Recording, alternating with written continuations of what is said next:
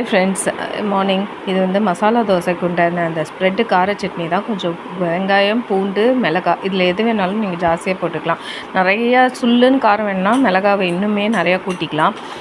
மசாலாவுக்கு as usual உருளைக்கிழங்கு மசிச்சு வெங்காயம், பச்சை மிளகா தான் போட்டிருக்கேன் நான். இதில் கடலை மாவெல்லாம் கரைச்சி ஊற்றல ஃப்ரெண்ட்ஸ். ஏன்னா ஸ்ப்ரெட் தானே பண்ண போகிறோம், அதனால குழ குழன்னு இருக்கும்னு சொல்லிட்டு.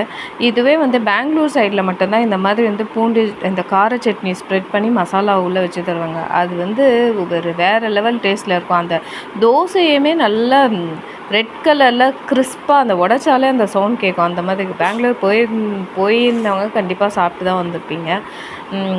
சாப்பிட்டது இல்லைன்னா ட்ரை பண்ணி பாருங்கள். அந்த மாதிரி ட்ரை பண்ணியிருக்கேன். இதுவுமே நல்லா தான் இருக்குது ஃப்ரெண்ட்ஸ். அந்த சட்னியோட அரோமா வந்து செம்மையாக இருக்குது. ஏன்னா எல்லாம் பச்சையாக போட்டிருக்கோம்ல, அது ஸ்ப்ரெட் பண்ணும்போது செம்மையாக ஸ்மெல் வந்துட்டு இருந்தது.